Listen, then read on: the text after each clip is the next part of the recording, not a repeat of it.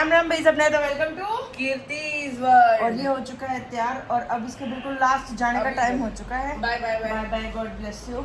और अब मैं नहाऊंगी क्योंकि आज मैं क्या हो गया, अरे रे रे रे, all the best. Thank you. मैं रोज भूल जाती हूँ। कितने पेपर रह गए तेरे?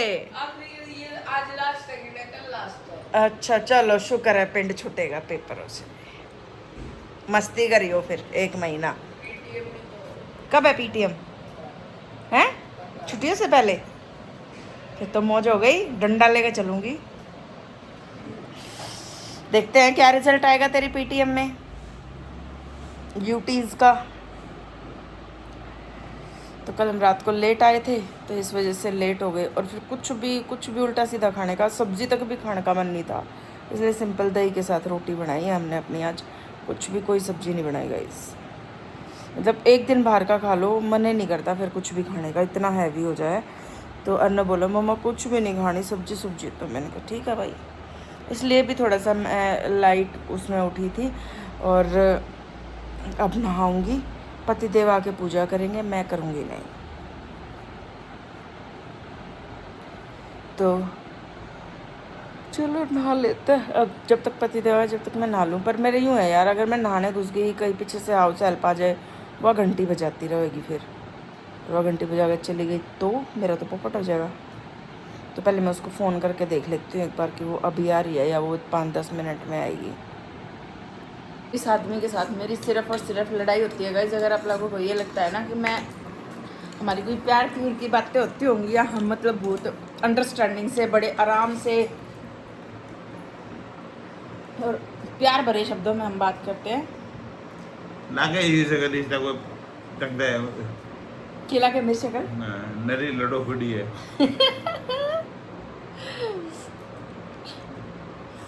मतलब ये खुद को बहुत ज़्यादा मेरा जी सा कर रहा है। और ये लोग ये चल रहा है ना, वर्क फ्रॉम होम, फांसी खा लेंगे भैया दिलू भाई। और ना दिया मैं तो मैं भी पाऊंगी जब इसका वर्क फ्रॉम होम हो गया ना, तेरा मेरा नहीं ना सकल जाएगा। तेरा मेरा नहीं, मन ना खानी पड़ जाएगी। मैं खा लूंगी मैं। ये कैमरा ऑफ मैंने कर दी, मैं तो ना करा बर्दाश्त नहीं कर सकती। यस, मन जब मैं नहीं कर सकती हाँ। क्योंकि इतने कानून मैं सुबह शाम सुन लूँ वह बहुत है, पूरा दिन नहीं सुन सकती। अब ये वीडियो नहीं डालनी, अब ये वीडियो नहीं डालनी, अब ये वीडियो डालनी है, अब वो वीडियो डालनी है। करनी एक नहीं भाई, करनी एक भी नहीं। कैसे हो आप? आज दिलू भाई फांसी खाएंगी, बालक भी करा है और आदमी भी करा। कदे तेनू कहोगी मैंने तेरे भीतर का कुछ वेरा नहीं, और कदे नू कहोगी कहना मैं जानती हूँ ऐसा सोच रहे। अरे नू तो बता दे कौन सा सिग्नल आ गया ऐसा सोच रहे हो।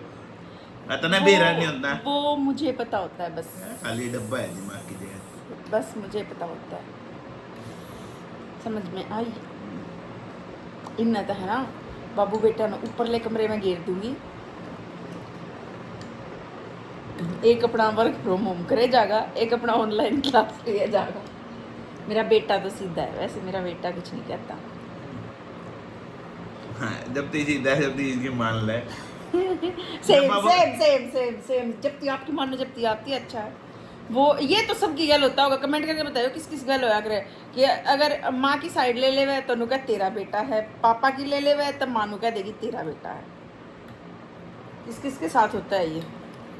या तो भाई मेर में नहीं टाइम पास। प्यार भी करता है ना, जब भी नु बताइए जा हमने बाबू दो रहे। एक काम करो, खाओ और निकलो पतली गली से, अभी वर्क फ्रॉम होम नहीं है। मोटी गली है, पतली तो जाया नहीं करते यार। जाओ जाओ जाओ, हाँ। निकलो निकलो, मैं भी अपना काम करूंगी। थल्ली आदमी थाली पड़ी है वही फोन देख ओ के तेरी के शर्म आई थोड़ी बहुत कहती है ना। जुगर तन हैं? नहीं आई। सांझ ने जब वो और बड़ी लिस्ट लेके बैठे हैं, मैं भी अपना काम करके आऊँ, उड़े कोई सोता को नहीं जाएगा। वो कुरियर वाला जब वो कट्टे भर दे है वे वो हो जा है तो वो भी मेरे ते प्रभाव है ना। पैक करके रखूँ गाइस। हाँ देखो यार, आज सोऊंगी जब मेरा लगेगा अपना। हाँ, तो सो जा। हाँ आप पैर लियो सूटा ना मेरे से है ना, जब मेरा लग जाएगा। वो निर्मला कह रही थी उसकी चुन्नी गुम हो गई बेचारे की। मैं कहा चल कोई ना, के चुन्नी ना खाई तो मैं दे दूंगी, तो नहीं दे दूंगी। पतिदेव के बिना सारे काम कितने औखे हो रहे हैं गाइस। पतिदेव चले गए हैं ऑफिस और ये इवन पे टैगिंग करनी है। ये रखे उधर ऊपर रखे, मतलब प्राइस पर मैं उस पर तो मेंशन करके रख दिए, बट अभी इन पर लगाने रह रहे हैं सब पे। इतने सारे पे सारे प्राइस, इन पे भी सब पे प्राइस लगेंगे। अब पहले सब्जी वाला आ गया, सब्जी ले आती हूँ।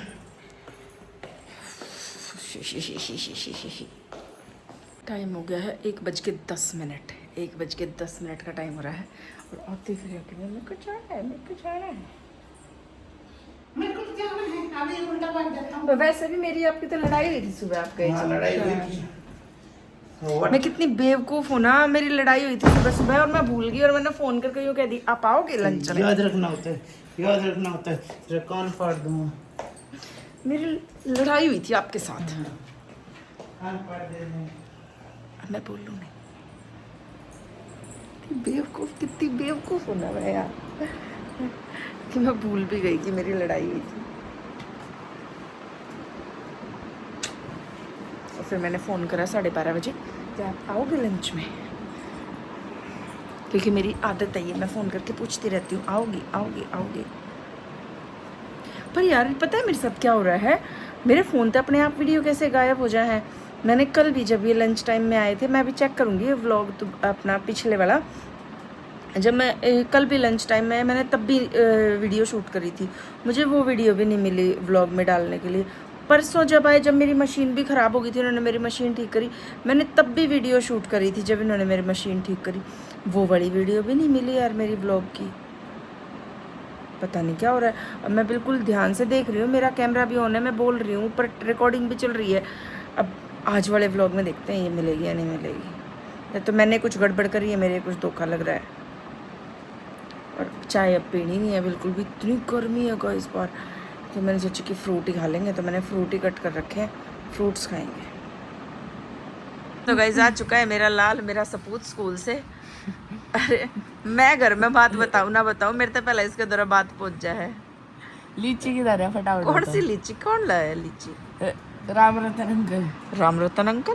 हाँ मैंने ली नहीं। झूठे राम रतन अंकल ने मेरे को रास्ते में ही बता दिया था। राम रतन अंकल कितने मिल गए थे ना रास्ते में। मैं बताऊँ कितनी ली है? हाँ 1 किलो। ओ तेरी क्या क्या कहाँ मिल गए तेरे को? जिनसे मैं सब्जी लेती हूँ ना, वो अंकल मिले होंगे इसने रास्ते में, किधर वैन जब ये रास्ते में आ रहा था कि ये आपकी 1 किलो लीची दे आया हूँ आज। अच्छा कैसा है तेरी तो?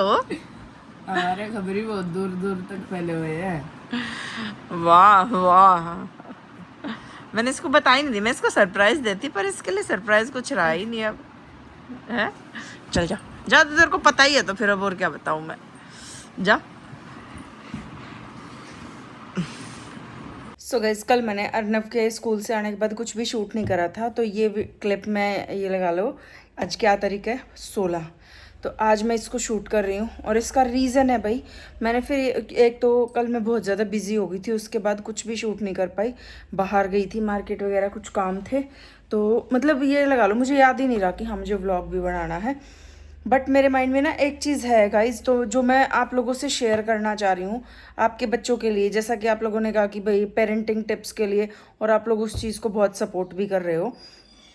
ये चीज़ मैं इंस्टा पे भी शॉर्ट में डालूंगी, बट वहाँ पे लंबा नहीं डल पाएगा, तो मैंने सोचा यहाँ आपको एक्सप्लेन कर दूँ।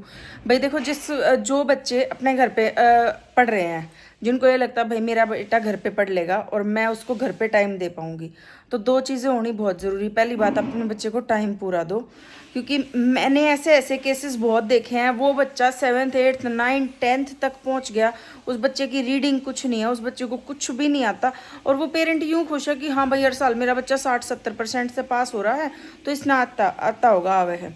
भाई देखो स्कूल्स की भी ना, मैं इस चीज़ में स्कूल्स को भी गलत नहीं बता सकती। कुछ नॉर्म्स, कुछ कंडीशन होती है जिनके अंडर स्कूल्स को जो बच्चे हैं वो पास करने पड़ते हैं, ठीक है। पर हर इंसान को, लेकिन ऐसा नहीं है कि स्कूल आपको ये नहीं बताता कभी भी कि भाई आपका बच्चा कहाँ स्टैंड कर रहा है। और स्कूल, चलो मैं तो ये मानती हूँ, चलो स्कूल की कमी हर पेरेंट बता दे, मैं एक स्कूल की कमी है, लेकिन हर इंसान ने पता हो भाई तेरा बच्चा किस स्टैंड करे है, कहाँ तेरा बच्चा स्टैंड कर रहा है, कितना तेरे बच्चे को आता है। क्योंकि ये चीज़ मैं मतलब इस टाइम क्या मैं हर साल फेस करती हूँ। हर साल मेरे पास जब मैं स्कूल में थी, स्कूल में तो भरे पड़े होते हैं ये केसेस। तो क्योंकि टॉप करने वाले बच्चे 10% होते हैं, बाकी एवरेज, बिलो एवरेज ऐसे चलते हैं क्लास में बच्चे। और अभी भी मेरे पास सेंटर पे भी ये लगा लो 5-6 केस हर साल आते हैं मेरे पास, हर साल ऐसे, जो बिल्कुल ये लगा लो जिनका बेस 0 है, और वो बच्चे हर साल पास होते आ रहे हैं। तो भाई प्लीज़ हाथ जोड़ के रिक्वेस्ट है, अगर आप लोग अपने बच्चों को टाइम दे सकते हो तो उनको डेली घर पे टाइम दो, उनका बेस क्लियर करो बिल्कुल स्टार्टिंग से ही। और जो यूँ सोचो ना, ओ इब्बे तो क्या है, इब्बे तो ये कर लेगा, वो कर लेगा, इब्बे तो घर पे पढ़ लेगा, घर पे पढ़ लेगा तो खुद टाइम दो। और नहीं दे सकते तो कोई अच्छा, अब मैं ये भी नहीं कह सकती कि हर कोई ही ट्यूटर अच्छा है। मैंने ऐसे ऐसे बंदे भी देखे हैं 1000-1000 रुपए में बच्चे इकट्ठे कर रखे, स्पेशली गाँव में होती हैं भाई ये चीज़ें। 1000-1000 रुपए में उन्होंने अपने उसमें बच्चे इकट्ठे कर रखे हैं, 50-50, 70-70 बच्चे भी होते हैं एक ट्यूशन पे, एक ट्यूशन सेंटर पे। उसको हम सेंटर नहीं बोल सकते वो, और वो एक टीचर, 70 बच्चे 2 घंटे में, एक टीचर, 5 मिनट भी एक बच्चे को नहीं मिली, 5 मिनट भी। और आप लोग वहाँ भेजते हो, हाँ भाई मेरा बालक तो ट्यूशन भी जावा हमने तो, फिर आप पीटीएम में जाके बोलो हाँ हमारा तो ट्यूशन भी जावा है जी, हमारा तो स्कूल में भी जावा जी, फिर भी नहीं पढ़ता। आप लोग ये तो देखो एक बार कि आप कहाँ भेज कहाँ रहे हो उसको। मतलब मैं है ना इस चीज़ से इतनी फ्रस्ट्रेट थी यार, मैंने सोचा कि मैं इस पे वीडियो बनाऊंगी, मैं कल ही बनाती इस पे, कल वाले व्लॉग में ही, कल के डेट में ही मैं बनाती ये वीडियो, पर कल मैं शूट नहीं कर पाई। तो मुझे लगा कि चलो व्लॉग भी कम है और ये चीज़ मुझे कल शूट करनी थी, मैं कर भी नहीं पाई, तो चलो आज करती हूँ, मैं आज बताती हूँ इस चीज़ को, पर मैं ऐड ज़रूर करूँगी इसको आज वाले व्लॉग में। तो यार कम से कम ये तो देखो, आज के टाइम में कोई भी पेरेंट, मुझे नहीं लगता कि भाई मैक्सिमम पेरेंट्स तो पढ़े लिखे हैं, कि ऐसे पेरेंट्स हैं जिनको यही नहीं पता कि भाई तुम अपने बच्चे की कॉपी खोल के देख लो। यार ना तो अपने बुढ़ापे के साथ खिलवाड़ करो, क्योंकि जब आपका बुढ़ापा आएगा, आपका बेटा, आपकी बेटी अर्निंग स्टेज पर होगी, और जब उसके पल्ले कुछ नहीं होगा, उसको आता जाता ही कुछ नहीं होगा, उसके अंदर स्किल्स ही नहीं होंगे, उसके अंदर पढ़ाई का कोई कुछ होगा ही नहीं, उसका बेस ही नहीं होगा, तो आप चाहे उसने गिरडा गिरडा के पास करा के चाहे बीए करा दो, बीएससी करा दो, कुछ करा दो, फायदा क्या है उस चीज़ का? कोई भी फायदा नहीं है यार। तो प्लीज़ रिक्वेस्ट है आप लोगों से, अगर खुद टाइम दे सकते हो, अपने बच्चे का बेस क्लियर कर सकते हो, तो उसको घर पे बिठाओ। अदरवाइज स्कूल में प्रॉपर आप पेरेंटिंग जो मीटिंग्स होती हैं, पेरेंटिंग काउंसलिंग, उनको अच्छे से अटेंड करो, समझने की कोशिश करो।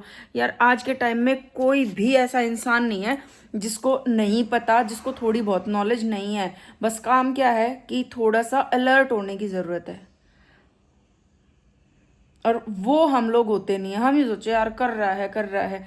अब कोई भी बच्चा है, बातों की एक बात भी, आपको सब कुछ पता है, अपने बच्चे पे जो होगा ना, अरे नर्सरी में तो है, छुट्टी करा के चलो मामा के चलेंगे, मत जाया करो बेबे, मत जाया करो। छुट्टी करने के लिए पूरा 1 महीना जून में मिलता है, 15 दिन आपको उसमें मिलते हैं कि है यो विंटर ब्रेक, इसमें मिलते हैं आप लोगों को, तब चले जाया करो। और मैं तो सच बताऊं, मेरे पास जो बच्चे आता है ना, मैं उनको सिर्फ यही बोलती हूँ भाई, विंटर ब्रेक और समर ब्रेक, ये 2 चीज़ें ऐसी होती हैं जिसमें आपका बच्चा जो एक्स्ट्रा स्किल्स है, जैसे मान लो उसका कोई बेस क्लियर नहीं है, उसको आप क्लियर करा सकते हो किसी अच्छे इंस्टीट्यूट पे या किसी अच्छी जगह पे उसको भेज के। फिर आप ये कहोगे कमेंट में कि फिर हम जावे कद अपने घर, हफ्ता 10 दिन बहुत होता है, सर्दियों में चले जाओ हफ्ता, गर्मियों में चले जाओ 10 एक दिन बहुत है, इतना तो मैं खुद भी। और मार्च की छुट्टी रही यार, मार्च की छुट्टी है, मार्च में भी तो होती हैं छुट्टियाँ। मार्च में अब तो ऐसा काम हो रहा है, मार्च में स्टार्टिंग में पेपर ख़त्म कर देते हैं स्कूल वाले, और लास्ट तक कुछ काम होता ही नहीं, पूरा मार्च बच्चे फ्री रहते हैं। आप ये देखो ना, आपकी जो छुट्टी के 2-3 महीने जो बच्चे के बिल्कुल कंप्लीट छुट्टियों के महीने होते हैं, कहाँ यूटिलाइज करते हो? अपनी सेल्फ ऑब्जर्वेशन होनी बहुत ज़रूरी है। और आज आप लोग यूँ सोच लोगे ना कि भाई चलो कर लेगा, तो सारी ज़िंदगी करे लेगा, फिर कुछ नहीं होता। स्पेशली जिनके बच्चों का बेस खराब है यार, जब तुम्हारी नींव मजबूत नहीं है तो बिल्डिंग कैसे मजबूत खड़ी हो जाएगी। जब आप एक घर बनाते टाइम उसमें इतना मसाला डालो तो वो भी तो एक नींव है। जब वो बच्चा नर्सरी में, फर्स्ट में, सेकंड में, जब उस टाइम पे वो बच्चा है, जब उसका बेस है अप टू 5th स्टैंडर्ड, जब वो बेस ही क्लियर नहीं होगा तो वो बिल्डिंग कैसे खड़ी कर दोगे आप लोग बिलीव नहीं करोगे, मेरे पास ऐसे ऐसे बच्चे हैं जो 10th क्लास में हैं, जिनको ढंग से रीडिंग तक नहीं आती। तो अब आप एक बात बताओ, मैं उनका बेस कहाँ से लेके चलूँ। और ऐसे ऐसे बच्चे भी हैं मेरे पास, ऐसे ऐसे केस भी मैंने टचवुड ठीक भी करे हैं, जिन बच्चों को कुछ रीडिंग ही नहीं आती। 6th में, 7th में एक छोटा सा 1st क्लास का सेंटेंस वो रीड करके ट्रांसलेट नहीं कर सकती। तो उसमें खाली बच्चे की गलती नहीं है, थोड़ी सी कड़वी ज़रूर है ये बात, सॉरी अगर किसी को बुरी भी लगे, तो उसमें खाली बच्चे की गलती नहीं होती है, उसमें पेरेंट्स की भी गलती होती है। तुमने क्या किया भाई, क्या देखा तुमने अपने बच्चे में। तो प्लीज़ थोड़े से खुद भी अलर्ट रहो और अपने बच्चों पे ध्यान दो। बहुत लंबी हो जाएगी, क्योंकि मेरा तो सच बताऊँ, मैं तो फ्रस्ट्रेटेड हो जाऊँ इन चीज़ें तो बहुत ज़्यादा, कि भाई जब बच्चों के साथ ऐसा खिलवाड़ होता है ना, और जब माँ बाप ध्यान नहीं देते और फिर आखिर में यूँ सोचा है ओहो अब तो यो भेजना ही पड़ेगा, अब तो इसकी 8th आ गई, अब तो इसकी 10th आ गई, अब तो इसकी 12th आ गई, अब तो यो भेजना ही पड़ेगा।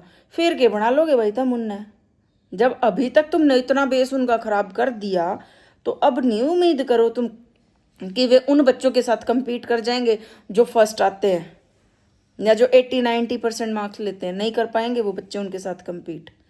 इस बात ने अपने दिमाग में बिठा लियो। तो अच्छा लगे तो वीडियो को लाइक, कमेंट, शेयर और सब्सक्राइब। 8 मिनट की देखो ये वीडियो हो गई है, इस पे चाहे 8 मिनट और बोल लूँ मैं।